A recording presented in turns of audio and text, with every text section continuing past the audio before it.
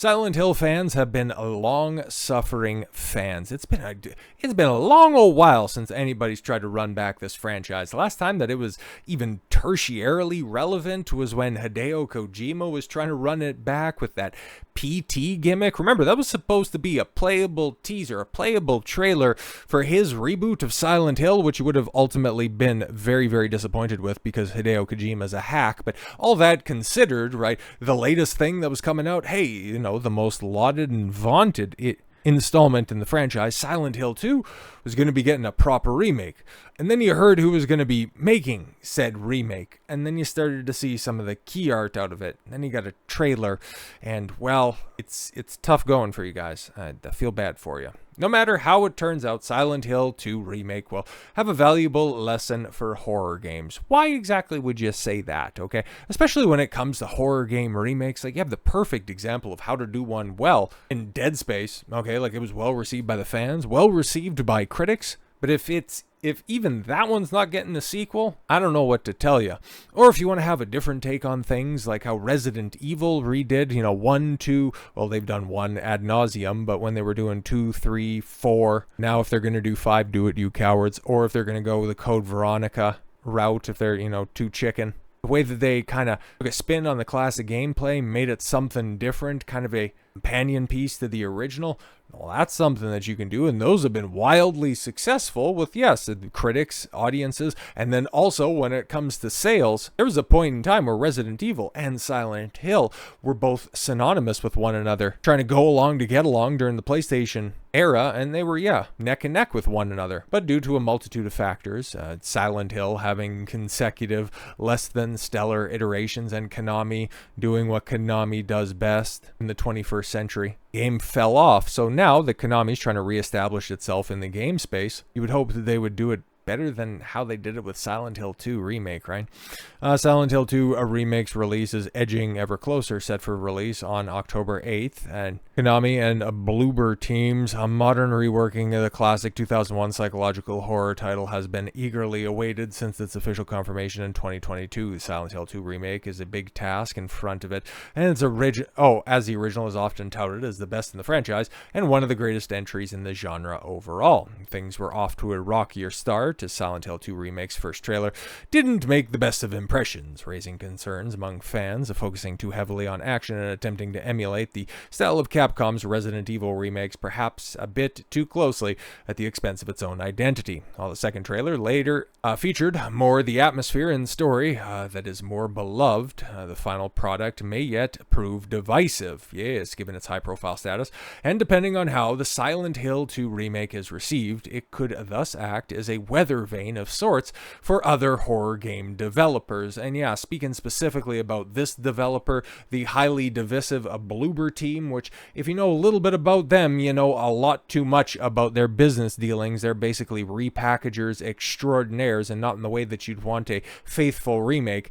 They're kind of hacks that are desperate. Bloober Team desperately wants you to take a flyer on this abysmal looking remake. CEO asks gamers to give Silent Hill 2 Remake a chance after publisher confirmed it was designed for, repeat after me, modern audiences. Why should we give anybody a second look if they're unironically trying to appeal to a fan base that doesn't exist and doesn't buy your stuff? Anyone who was excited by the prospects of a Silent Hill 2 Remake immediately had any hopes dashed when they heard that, yes, character redesigns and gameplay was going to be updated for said modern audience, knowing that, yeah, there's some quality of life improvements that can be made. Yeah, there are some visual updates that are definitely required from a game that is over 20 years old. But as long as you stay true to the overall storyline and the characters developed in the game, everything else would be fine. But no. We've seen that trailer, and no. We've seen the track record of Bloober Team. Just an unfortunate but an appropriate sounding name for this, a group of franchise vandals.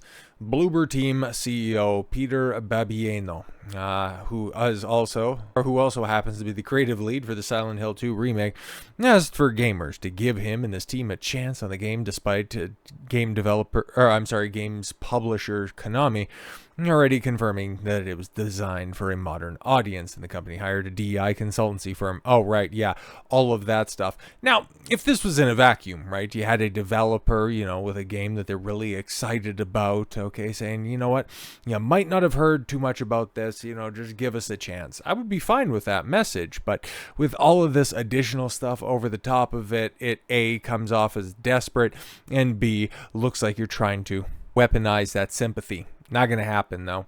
In an interview with Rolling Stone, seriously, Babieno provided some details about the game, claiming its romantic vision of the game from more than 20 years ago.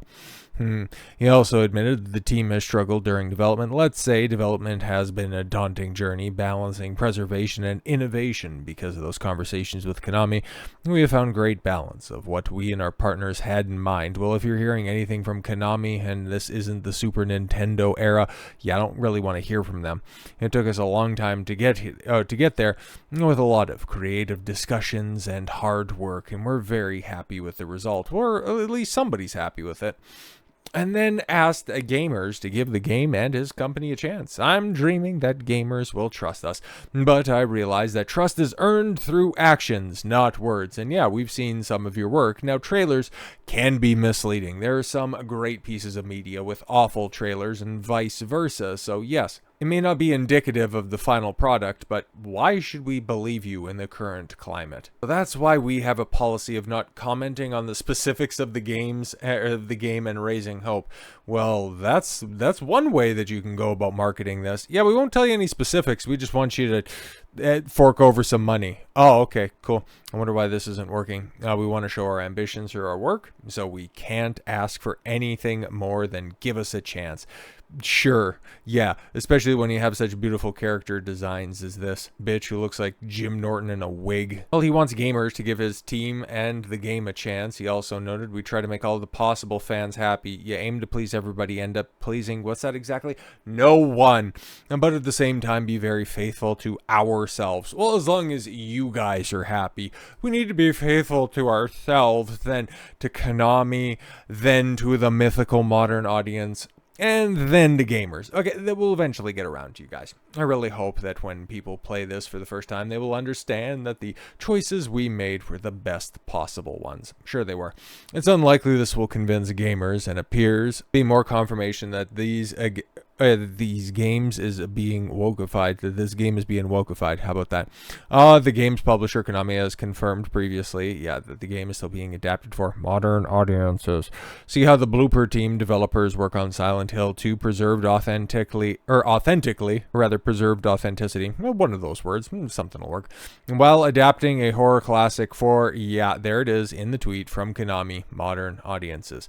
In the accompanying video, the game's lead producer, Makeb Glomb, detailed, I think the biggest change is that we've had was actually how to make the game approachable for newcomers who have not played the original, but at the same time retain the familiarity of the game that players remember from 20 years ago. Creative designer and lead director Matthias Leinart added, our goal from the very beginning was to maintain the game's atmosphere while modernizing the gameplay to make it competitive in 2024.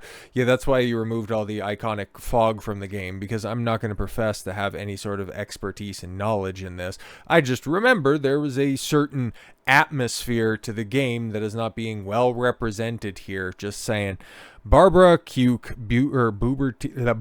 Bloober Team's senior narrative designer, also explained how the company changed the story in a remake. The story remains largely the same, except for where we changed it. However, the magic of modern technology, we were able to expand on some of the aspects. According to combat designer Monica Chimura, the hardest was designing combat. It really shouldn't be. We want to be as faithful as possible to the original game, but we want players to feel satisfaction while playing. Remember that we need to fit in the horror game. Or the horror genre, whatever. The confirmation of the game being adapted for modern audiences came in the wake of Bloober Team being accused of pushing DI by collaborating with video game consultancy company called Hit Detection. Oh, after the game was showcased during Sony State of Play at the end of May, a manga lawyer learning the law pointed out the change in the character design for Angela from the original remake. And yeah, let's just run that back one more time, because that was that blob-shaped individual that you've seen before, now being updated. The one on the right was from 20 years ago. The one on the left is for modern audiences. And where do you think Hit Detection's influence is being most felt? Proper representation, because what properly represents a modern audience more than an unfuckable woman? So with all that said, thank you all very much for the gift of your time. I've been Don Consuelo. I want you to follow your gut and get after it. Take care, everyone.